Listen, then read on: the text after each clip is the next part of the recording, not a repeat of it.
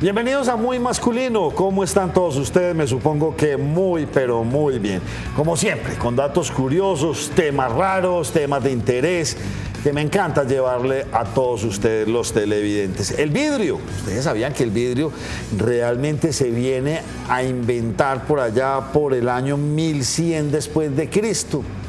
Y que en Venecia, donde aparentemente fue inventado, se estableció el primer gremio de fabricantes o trabajadores del vidrio hacia el año 1290.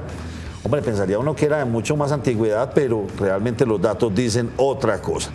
Adicionalmente, reciclar vidrio reduce la contaminación del aire en un 20% y la contaminación del agua en un 50%. Imagínense en esto. Qué pesar que todavía en Colombia no tengamos como unas políticas bien claras frente al reciclaje.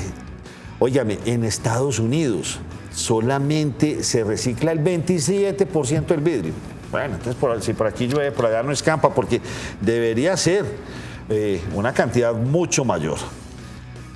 Otro dato curioso que tengo aquí es que las capas delgadas del cristal pueden vibrar cuando son golpeadas con ondas de sonido. Ustedes han visto que las copas, y les hacen aquí hacia las copitas y empiezan, bueno, es por ser tan delgados, hacen toda esta transmisión.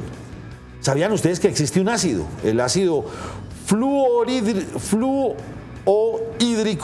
y este disuelve el vidrio. Yo no sabía este dato. El ácido fluorhídrico disuelve el vidrio. Cuando un vidrio se rompe, ustedes saben qué velocidad puede alcanzar esa onda, esa grieta, pues puede alcanzar hasta velocidad de 4.800 kilómetros por hora. Al vidrio le lleva más de 1 millón de años descomponerse.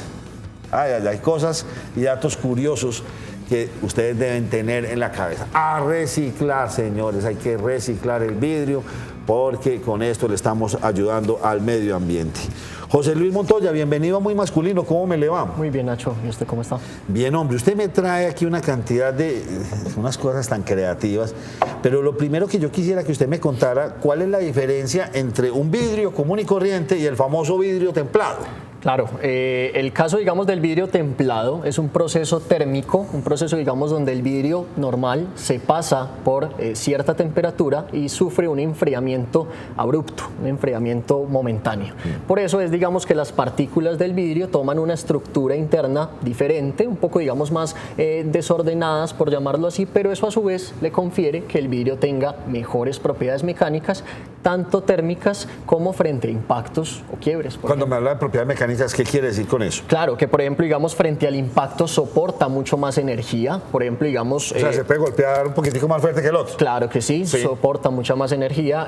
Finalmente, digamos, otra de las opciones es de que a la flexión, cuando es, por ejemplo, un piso, que hay muchos casos donde vidrios son pisos como tal en ambientes comunes, soporta mucha más carga, por ende da más seguridad al momento de ser instalado. ¿Qué tan cierto es que el vidrio es el líquido más espeso que hay?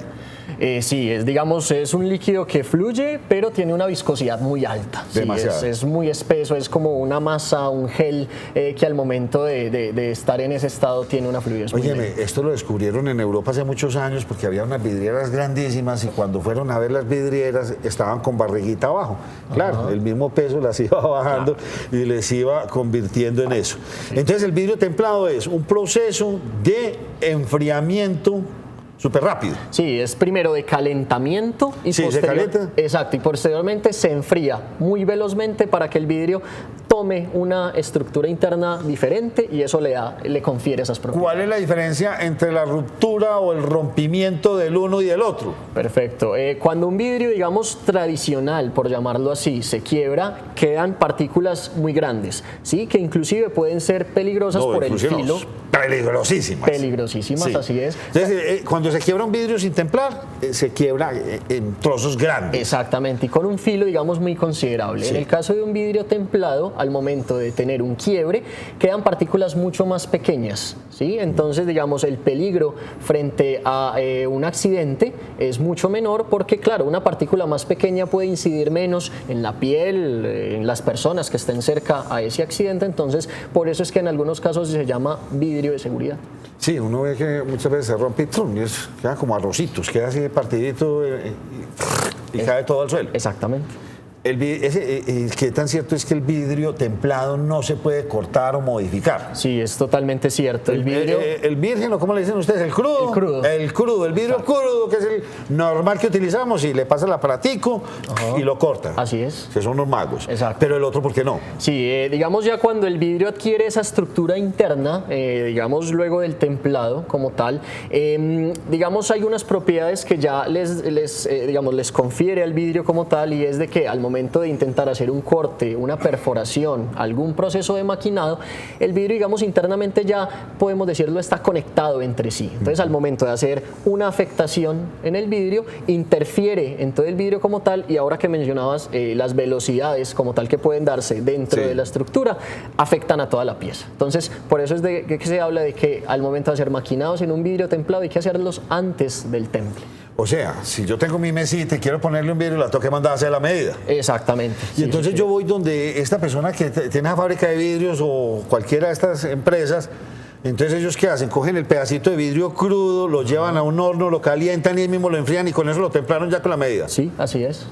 Ah, bien, no sabía yo. Sí, es un proceso, digamos, que se puede escuchar más o menos sencillo, pero que finalmente tiene, digamos, sus diferencias en cuanto a temperatura, velocidades, los tiempos como tal del proceso son muy controlados. Además, para que, por ejemplo, como decías, el vidrio puede fluir en un líquido muy espeso. Al momento en que se calienta, el vidrio es como una masa flexible, blanda. Entonces, si el enfriamiento sucede bajo circunstancias no favorables, puede quedar el vidrio en una curva, y entonces estéticamente no es la mejor El caso más fácil que ustedes lo tengan en la cabeza es el de los mismos venecianos, ¿sí o no? El de Murano, que cogen y con esos tubos soplan y hacen la botella, es medio rojita por la temperatura, es como agüita, pero ahí está. Sáqueme una duda, ¿a qué temperatura se debe calentar un vidrio para templarlo? Claro, un vidrio templado como tal se lleva más o menos a 200, 300 grados centígrados, y finalmente el enfriamiento, digamos, con un aire, digamos, frío, casi a temperatura ambiente. ¿No es meterlo en agua de ona? Sí, no, es más un aire frío el que enfría la pieza. ¿Y a esos 200 o 300 grados de temperatura el vidrio cambia de color? ¿Se pone así como rojizo o no? Sí, ya digamos cuando está de ese color es una temperatura ya mucho más alta. En este caso, digamos, ya está el vidrio, muy líquido. Exacto, es como muy, digámoslo, sí, muy flexible, muy blando, y eso es ya lo que le da el comportamiento. Veamos esta nota y volvemos con ustedes a Muy Masculino. Por este monumento pasan cada año 7 millones de turistas. La Torre Eiffel permite contemplar París desde las alturas, pero a partir de esta semana, el recorrido suma una nueva perspectiva. La alcaldía inauguró un suelo de vidrio en la primera planta de la torre. Este cambio forma parte de una reforma más amplia que costó más de 37 millones de dólares. Es como estar en el aire, como si te fueras a caer. Es como estar en el vacío. El suelo transparente se encuentra a 57 metros de altitud, algo que puede resultar perturbador para quienes sufren de vértigo, como lo confiesa la alcaldesa de París. Ah, sí, tengo vértigo, pero no solo aquí. Así que, como ven, estoy cumpliendo con mi deber de hacerle promoción. De vez en cuando miro para abajo, pero me da un poco de vértigo. Con restaurantes y tiendas, el primer piso es una parada posible en el descenso, pero no todos deciden aventurarse. Quienes sí lo disfrutan son los más jóvenes, que se entregan con regocijo a esta contemplación en el vacío.